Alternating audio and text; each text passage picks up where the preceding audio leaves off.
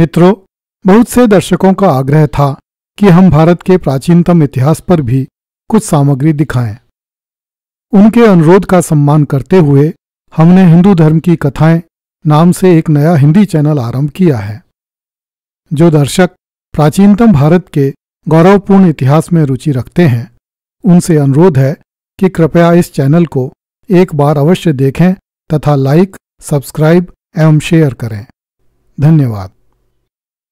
17 सितंबर 1857 का सूरज निकलने से पहले ही बादशाह बहादुर शाह जफर लाल किले के पानी वाले दरवाजे से होकर यमुना जी की तरफ निकल गया। उसने अपने वजीर आजम और बेगम जीनत महल को भी अपने जाने के बारे में सूचना नहीं दी। बादशाह के साथ कुछ विश्वसनीय सेवक थे जो बादशाह का खजाना अपने कंधों पर उठाए हुए थे। बादशाह ने खानदानी खजाने की कुछ चुनी हुई चीजें अपने साथ ली थीं, जिनमें कुछ बहुमूल्य शाही जेवरात, व्यक्तिगत मिल्कियत के कागजात, उनकी पूरी फेहरिस्त और एक पालकी थी। जब सूरज निकला तो बादशाह एक कश्ती में बैठकर अपनी मंजिल की ओर रवाना हो गया। कुछ देर बाद वह यमुना नदी के पुराने किले के घाट की तरफ उतरा। बादशाह समझ रहा था कि उसे किले से निकलते हुए कोई नहीं देख रहा है, किंतु संभवतः वह गलत था। हॉडसन के कुछ जासूस 24 घंटे बादशाह की गतिविधियों पर नजर रखते थे और पल पल की खबर हॉडसन तक भिजवाते थे। कहने की आवश्यकता नहीं कि इन जासूसों ने इस सूचना को हॉडसन तक पहुंचाने में कितनी शीघ्रता की होगी।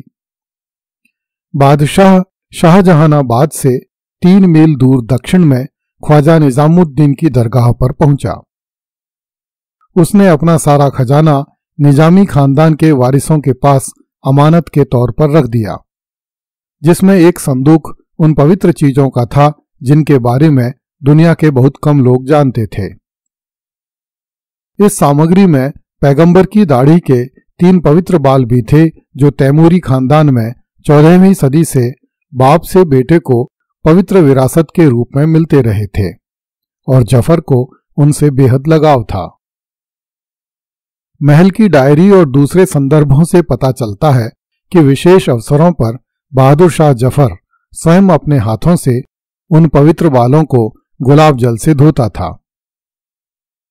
यह समस्त सामग्री निजामुद्दीन औलिया की दरगाह पर सुरक्षित रख देने के बाद बादशाह ने दरगाह में अपनी और अपने परिवार की सलामती के लिए दुआ मांगी। दरगाह के पीरजादे ने बादशाह को बहुत साधारण नाश्ता करवाया। नाश्ता करने के बाद बादशाह फूट फूट कर रोने लगा तथा पीरजादा से कहने लगा कि मैं हमेशा से जानता था कि ये बागी हमारे सिर पर मुसीबत लाएंगे। मुझे शुरू से ही बहुत से अंदेशे थे और अब वे सब सच साबित हो रहे हैं। ये सिपाही अंग्रेजों के सामने भाग खड़े हुए। हालांकि मैं एक दरवेश हूं और मेरा मिजाज सूफियाना और फकीराना है, लेकिन मेरी रगों में जो अजीम खून दौड़ रहा है वह मुझे खून की आखिरी बूंद तक लड़ने के लिए तैयार रखेगा। मेरे बुजुर्गों ने इससे भी ज्यादा बुरे दिन देखे थे, लेकिन वे कभी हिम्मत नहीं हारे। लेकिन मैंने किस्मत का लिखा पढ़ लिया है। मुझे अपनी नजरों के सामने यह मुसीबत नजर आ रही है जो मेरी नस्ल की शान को खत्म कर देगी, और अब कोई शक नहीं रहा कि मैं तैमूरी घराने का आखिरी आदमी हूं जो हिंदुस्तान के तख्त पर बैठा। मुगल बादशाह का चिराग भड़क रहा है तथा सिर्फ चंद घंटे और रोशन रहेगा। जब मुझे यह मालूम है तो मैं क्यों बेकार का और खून बहाने की वजह बनूं। इसलिए मैंने किला छोड़ दिया। अब यह मुल्क खुदा के हवाले है और उसकी मिल्कियत है, वह जिसे चाहे सौंपे। इसके बाद बादशाह अपनी पालकी में बैठकर अपने गर्मियों के महल में चल दिया, जो महरौली में कुतुबुद्दीन बख्तियार काकी की दरगाह के पास स्थित था। वहीं पर बादशाह को प्रधान सेनापति बख्त खां मिलने वाला था। बादशाह अभी थोड़ी दूर ही गया था कि इलाही बख्श घोड़ा दौड़ाता हुआ बादशाह के पास आया और बादशाह से कहने लगा कि गुजरों का एक गिरोह रास्ते में हर एक को लूट रहा है, जैसा उन्होंने पहले अंग्रेजों के साथ किया था। स्कॉटिश लेखक विलियम डेलरिम्पल ने लिखा है कि इलाही बख्श ने जो कहा था वह सच था, किंतु जफर को मालूम नहीं था कि इलाही बख्श हॉडसन का वेतनभोगी कर्मचारी था और वह हॉडसन के कहने पर ही बादशाह को ढूंढता हुआ वहां आया था। बादशाह अंग्रेजों के हाथों में पड़ने से बचता फिर रहा था और हॉडसन अपना खेल खेल रहा था। वह भी नहीं चाहता था कि बादशाह अंग्रेजों के हाथों में पड़ जाए। वह बादशाह को एक सुरक्षित स्थान में जाकर छिप जाने देना चाहता था ताकि समय आने पर वह बादशाह को गिरफ्तार करके कंपनी सरकार के सामने स्वयं को अत्यंत योग्य अधिकारी सिद्ध कर सके। विलियम हॉडसन ने बेगम जीनत महल से एक गुप्त समझौता समय रहते ही कर लिया था कि जब भी बागियों का अंत हो जाएगा तो बादशाह तथा बेगम को विलियम हॉडसन के समक्ष आत्मसमर्पण करना पड़ेगा। इसके बदले में विलियम हॉडसन कंपनी सरकार से यह वचन लेगा कि कंपनी सरकार बादशाह बहादुर शाह जफर, बेगम जीनत महल, शहजादे जवान बख्त और जीनत के पिता की जान नहीं लेगी। इस समझौते में बहादुर शाह जफर की अन्य बेगमों एवं उनके पुत्रों का कोई उल्लेख नहीं था, किंतु इस समझौते के हो जाने की बात न तो बादशाह को पता थी और न कंपनी सरकार के किसी अन्य अधिकारी को। इसलिए बादशाह विचार कर रहा था कि वह अपने प्रधान सेनापति बख्त खां से मिलकर उसकी सहायता से दिल्ली से बाहर चला जाए। यही कारण था कि बादशाह ने इलाही बख्श की बात नहीं मानी और कुतुब साहब की दरगाह की तरफ बढ़ना जारी रखा।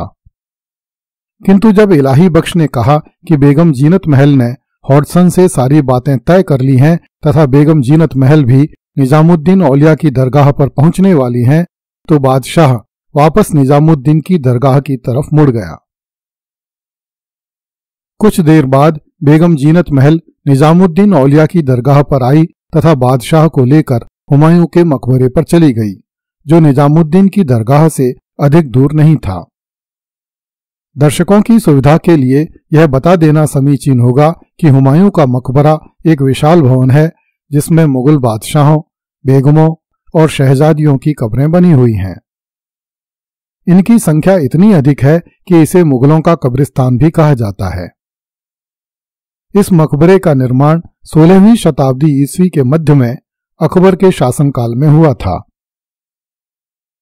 बहादुर शाह जफर के समय की दिल्ली में इससे बड़ा और इससे शानदार भवन और कोई नहीं था। बादशाह ने हुमायूं के मकबरे पर पहुंचकर लाल किले में स्थित अपने विश्वसनीय अधिकारी के नाम गुप्त संदेश भेजा कि वह बादशाह के हाथी हकीम अहसन उल्लाह की हवेली पर भेज दे तथा हकीम अहसन उल्लाह से कहे कि वह शाही खानदान के पास मकबरे पर आ जाए। इसके बाद बादशाह अपने पूर्वजों के मकबरे के अंदर के तहखाने में इंतजार और दुआ करने चला गया। इधर तो ये सब घटनाएं हो रही थीं और उधर पूरी दिल्ली में यह सूचना आग की तरह फैल गई कि बहादुर शाह जफर ने आखिर वही कर दिखाया जिसे करने की धमकी वह लंबे समय से दे रहा था, अर्थात वह किला छोड़कर ख्वाजा कुतुब की दरगाह पर चला गया। जनता यही समझती थी कि बादशाह कुतुबुद्दीन बख्तियार काकी की दरगाह पर गया है, क्योंकि बादशाह कहाँ है इसे बहुत सावधानी के साथ गुप्त रखा गया था। अगली कड़ी में देखिए, अंग्रेजी सैनिकों ने लाल किले में रहने वालों को तीतरों की तरह मार डाला।